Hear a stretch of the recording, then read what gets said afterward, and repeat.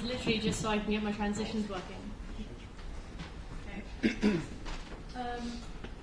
Great. Hi. Let me set my own timer.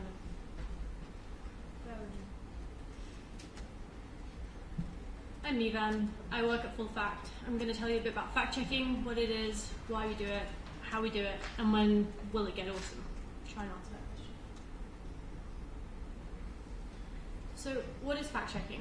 Fact-checking is examining the claims made in the public sphere to see whether they're correct and to what extent, if so. So, claims made in the public sphere. These are factual assertions, not necessarily always statistical, often made by politicians, the media, charities, campaign groups, you name it.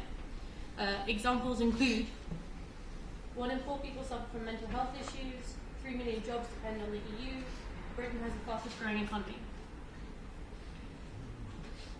Things aren't always correct or incorrect. They're sometimes correct given a certain set of restraints or a certain definition, or incorrect for the same reasons. Fact-checking tries to stay away from discussing intent also. I can't really confirm what someone intended when they said something. I don't know if they intended to mislead, so we don't play in the intention ballpark.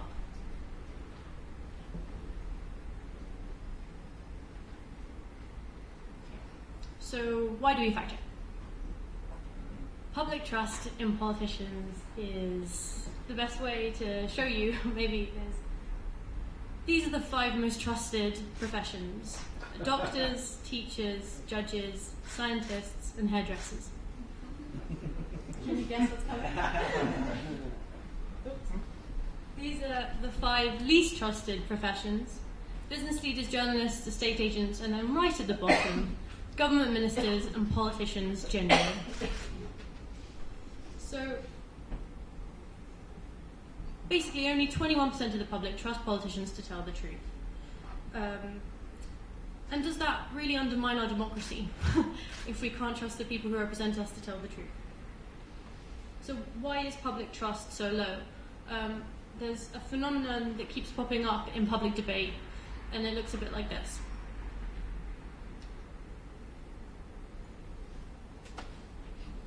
So, 70% of laws are made in the EU, says UKIP.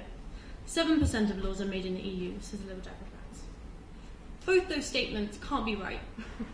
And are we really expected to buy into either of these statements when they flat out contradict each other? When faced with this, the average voter has the choice between blind faith or blind cynicism, basically, unless they're a domain expert, which no one is on EU law. So I firmly believe that fact-checking is a way out of this problem. Bad information also leads to bad decisions. The most potent example of damage done by misinformation is probably the story of how the Sun, basically, how the law on knife crime was changed following an inaccurate Sun headline. The headline read, "More than 40% of knife crime in some areas involves juveniles." That claim went on to change the law for 16 and 17-year-olds because of the hype that was generated by MPs, backbenchers, campaigners.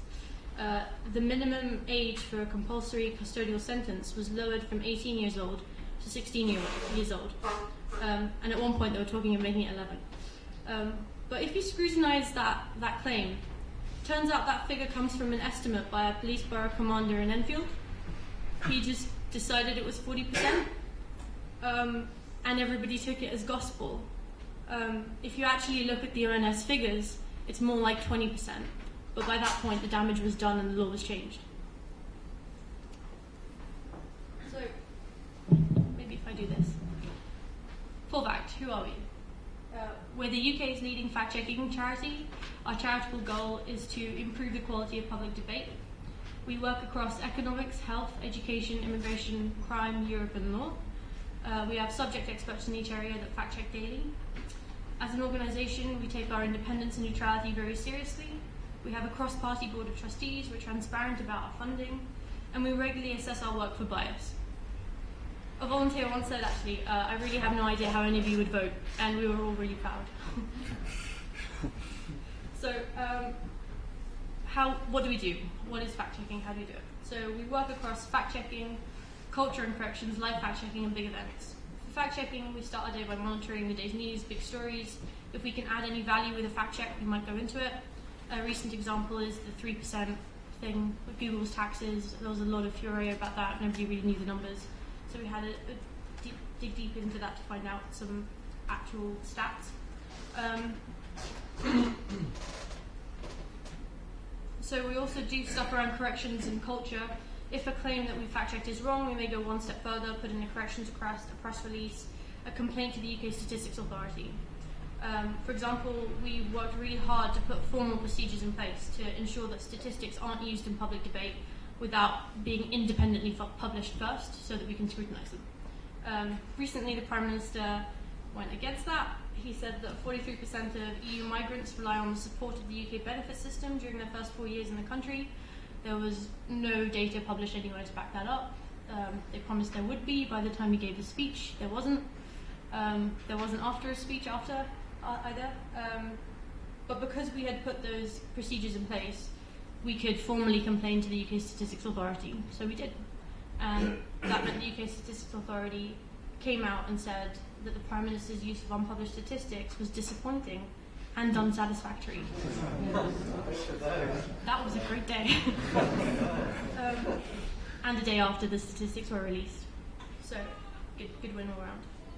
We also do live fact-checking. We were the first organisation to do live fact-checking globally. We basically, as a show is happening in real time, we'll also tweet alongside it to give you the facts you need to, actually understand what's happening. Like, given that situation with 70 versus 7%, like, how do you make that decision? We're trying to add nuance, basically. We do that with BBC Question Time and also Prime Minister's Questions. So, for big events, we fact-check the election. We ran an 18-hour-a-day fact-checking centre, 6 a.m. to midnight for 6 weeks, acting as a fourth objective voice.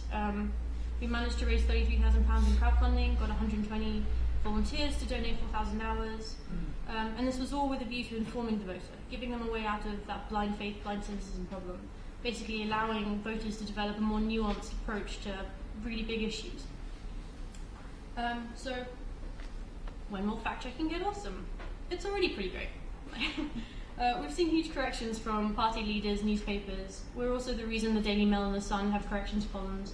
So we've done a fair bit in that area, but I'm here to talk a bit about how it will get more awesome in the 30 seconds I have remaining.